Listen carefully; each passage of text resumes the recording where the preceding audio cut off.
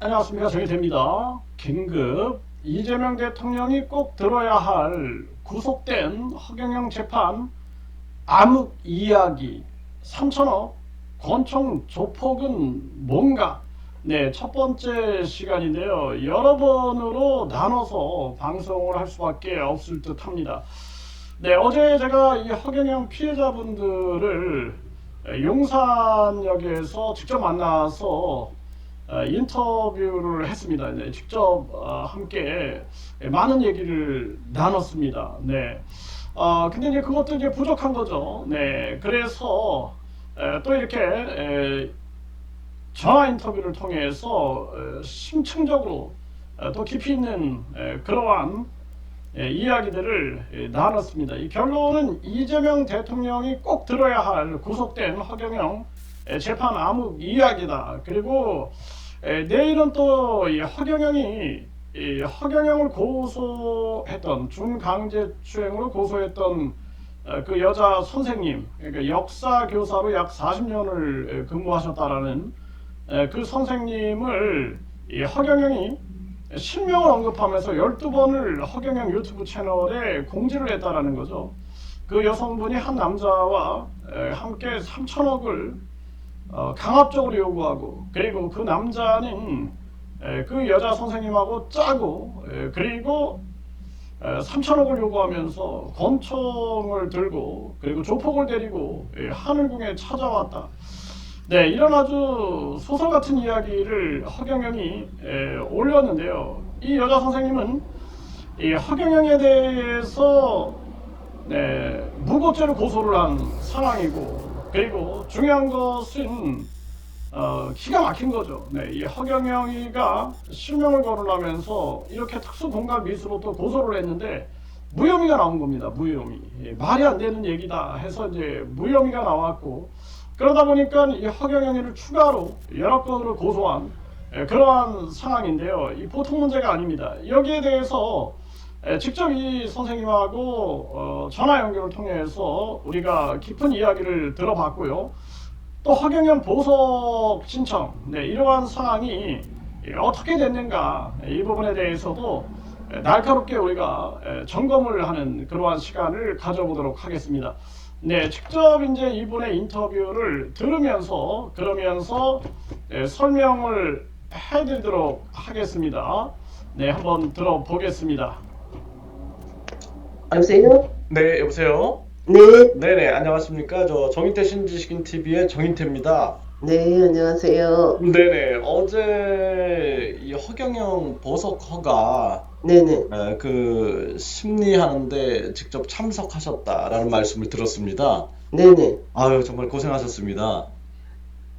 당연히 참석해야죠. 네, 아유, 멀리서 오시느냐고 굉장히 힘드셨을 텐데요. 그런데, 어제 그 갑자기 그 보석허가 심사를 한다고 하면서 피해자들을 바깥으로 나가라 이런 식으로 해가지고 굉장히 그 당혹스러웠다. 이게 많은 그 피해자분들도 지금 분노를 표출하고 있고, 그리고 심지어는 뭐 재판정에서 정인태 이 신지식인 TV 뭐 네네. 이거 언급이 됐다 뭐 이런 얘기까지 나와요. 그래서 네네. 너무나 좀 황당하다라는 생각이 듭니다. 기자들도 못 들어오게 하고, 그리고 뭐 경찰도 못 들어오는 그러한 상황. 그리고 완전히 은밀하게 네. 완전 밀실 재판이 아니냐 이런 생각을 안 할 수가 없고, 네네. 민주 시민으로서 굉장히 분노가 나고, 그리고 네네.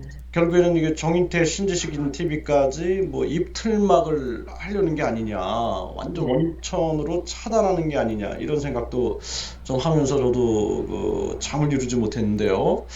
네, 일단은 한번 그 어제 상황에 대해서 좀 한번 여쭙고 싶어요. 네, 그래서 시청자 여러분들도 되게 답답할 겁니다. 뭐 기자도 못 들어오고, 그리고 지금 모든 상황이 이게 완전히 밀실에서 암흑 속에서 무슨 암흑 에너지도 아니고 이게 뭔가 정말 기가 막힌 상황이 아닐 수 없을 텐데요. 일단은 어제 그 참여하신 동기, 네, 내가 꼭 왜 그 지방에서까지 그 또 하루 전날 올라오셨다. 아주 힘든 갈 길을 옮기셨는데 거기부터 좀 네네. 얘기를 해주시죠. 네. 저는 이제 몸이 불편하긴 하지만 네. 제 일생에 있어서 가장 중대한 시점, 그리고 네. 중대 상황이고, 네. 그리고 이제 이번에는 꼭 참석을 하고 싶었었어요. 그래서 네. 사전에 재판부에 여러 번 전화를 해서 네. 내가 피해자인데 꼭 참석을 하겠다. 네. 그리고 한 10번 정도는 전화를 한 것 같아요. 네. 네. 그런데 막상 들어가려고 보니 네. 피해자 명단에 제가 없다는 거예요. 화가 그냥 불길처럼 솟았어요. 아니 내가 10번 넘게 전화를 했는데 네. 왜 내 이름이 없냐. 정작 가장 큰 피해자인데 막 화가 나가지고 제가 따졌죠. 아니 그랬더니 왔 근데 아니 그 서울 프레스센터에서 인터뷰하신 분이고 그리고 아주 핵심적으로 당시에 그 선생님의 그 고소장이 경찰에서도 굉장히 비중이 높았지 않았습니까? 네네. 네, 그리고 이번에도 계속 그 재판부하고도 통화도 했고 검사실하고도 통화도 했고 네네. 그 제가 계속 그런 제보를 전해 들었는데요. 그런데 이름이 빠져 있다라는 거는 이게 사전에 이제 정인태신 지식 TV에서 이 기자회견을 하셨던 분이 이제 참석을 할 것 같다. 뭐 이런 식으로 얘기를 하니까 이 고의적으로 뺀 건 아닌가라는 이 합리적 의심이 들어요. 네, 굉장히 저도 화가 나는데요. 그래서 없다 그러면서 그게 좀 굉장히 좀 이렇게 실랑이가 있었나요? 없으니까 이름이 명단에 없으니까 네, 못 들어간다 딱 얘기를 하는 거예요. 그 네네, 일반인들은 거기서 이렇게 멈칫거리잖아요. 제가 화가 불길처럼 솟아올랐어요. 네, 뭐라고? 내가 이날까지 찾아온 그 저기 참아온 시간이 얼만데 그렇죠. 내가 피해자로서 들어가겠다는데 피해자 명단이 없다? 누구 마음대로 내 이름이 들어갔다 나왔다 할 수 있지? 네, 딱 그 생각이 들어가는 거예요. 나 피해자다.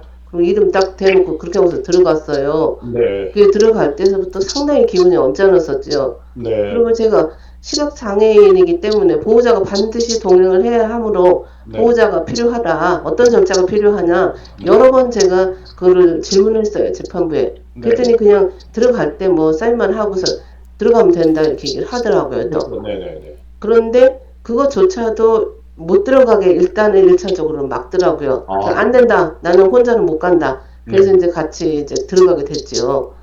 그러니까 함께 들어가신 분 어제 제가 인터뷰를 해보니까 뭐 들어가다가 넘어져가 코뼈라도 부러지면 책임질 거냐 뭐 이렇게 예. 얘기를 해가지고 들어가셨다 예. 이렇게 얘기를 하시더라고요. 예, 그렇게 또 이제 얘기를 옆에서 또 했고, 그 몇 저는 번 이제, 확인을 하면서 이 사람들이 이름을 확인하려고 왔다 갔다 한 2번 정도를 했습니까? 예, 왔다 갔다 하더라고요. 그 사무실로 들어가고 이제 그러면서 다시 이제 예, 재확인하는 건가요? 그거는 모르겠어요, 하여튼. 네, 그리고 나서 이제 확인이 됐다 그래요? 확인이 됐다고 하기보다는 그냥 그냥 들어가. 들어가라고 이렇게 얘기하더라고요. 알았다고. 네. 네, 정말 기가 막힌 일이 아닐 수가 없습니다. 이분은 이미 뭐 재판부에도 발언권을 달라라고 요청을 한 분이고, 그리고 뿐만 아니라 계속해서 이슈가 됐던 분이죠. 네, 프리센터에서 직접 처음에는 이제 마스크를 쓰셨지만 나중에는 이제 마스크를 벗어 던지고 그러면서 강하게 인터뷰를 하셨고, 그리고 그동안 많은 방송에서 이 허경영의 이 거짓과 악행을 폭로하신 분이에요. 네, 그리고 어떻게 보면 이제 이 사건에 굉장히 중요한 핵심 역할을 하셨던 분인데, 이분의 이름을 뺐다? 네, 그리고 여러 번 전화를 해서 확인까지 하고 들어갔는데 이름을 뺐다. 정말 기가 막힌 일이 아닐 수가 없고, 시각장애에다가 간암 투병을 하고 있다는 거죠. 그렇기 때문에 옆에서 누군가 도움을 줘야 되기 때문에 꼭 그 부분을 도움을 달라.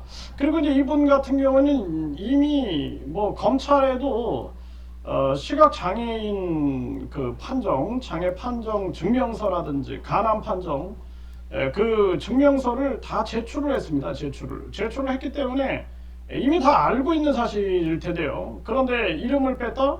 정말 기가 막힌 일이 아닐 수가 없고 어처구니가 없는 것입니다. 저도 저번에 뭐 재판부에서 저를 검찰이 증인으로 채택을 했는데 주소 불명이다. 주소 엄청난 서류가 내가 받았는데, 그러면서 재판부에서 그럼 다시 발송을 해줘야 되지 않느냐. 필요 없다. 뭐 안 보낸다. 그래가지고 내가 강력하게 얘기를 한 적이 있어요. 그래서 다시 이제 증인으로 채택이 됐다라는 그러한 얘기를 들었는데 정말 이거 기가 막힌 그러한 사항이 아닐 수 없다라는 것입니다.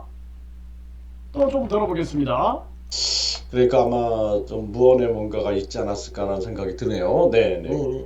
네. 그래서 저도 상당히 음, 들어가는 상황에서부터 출발선에서 딱 제재를 가하는 이 모습을 보면서 네.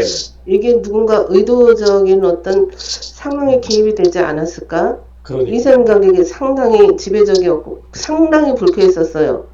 아니 피해자가 하고 싶은 말도 있고 한데 발언권을 준다 안 준다 말도 없고 네. 그리고 피해자가 정말 어려운 가운데 거기까지 올라갔으면 네. 제가 변호사가 없는 가운데 제가 곧 변호사이기 때문에 네. 제가 하고 싶은 말도 있는데 단 1분이라도 짧게 하세요 네. 라고 얘기를 안내를 해주는 게 가장 저는 바른 방법이라고 생각하거든요. 네. 네. 그것조차도 차단을 시키고자 한다. 네. 말할 기회를 주지 않는 거죠. 그러네요. 참. 네, 참 기가 막힌 일이 아닐 수가 없습니다. 네, 그래서 결국에는 그렇게 단단하게 마음을 먹고 갔는데 아예 명단에 없다. 그리고 몇 번 확인했는데 신분증만 가져오면 된다 해가지고 신분증도 지참하고 갔는데 그 자리에서 이렇게 원천적으로 막힘을 당하는 이런 분노적 상황이 시작이었다. 참 기가 막힙니다. 그래서 대한민국에 돈 없고 힘 없고 빽 없는 이러한 사회적 약자들이 어떤 일을 겪고 있는가. 이 허경영은 변호사를 법무법인 6개, 네, 6개를 선임했는데 허경영 피해자들은 변호사를 선임을 못했고 그리고 선임을 한 그러한 분들은 어제 변호사가 다 불출석을 했습니다. 불출석. 그러니까 피해자 수보다 허경영 변호인들이 더 많았다라는 거예요. 그래서 검은 양복을 입고 사람들이 뭐 그냥 무더기로 들어오는데 까마귀 떼가 들어오는 것처럼 그렇게 느껴졌다. 이런 얘기를 합니다. 정말 얼마나 이 상황이 암담했으면 그런 표현을 하겠습니까? 참 심각한 문제입니다. 네, 이 편에서 계속 이어 듣도록 하겠습니다.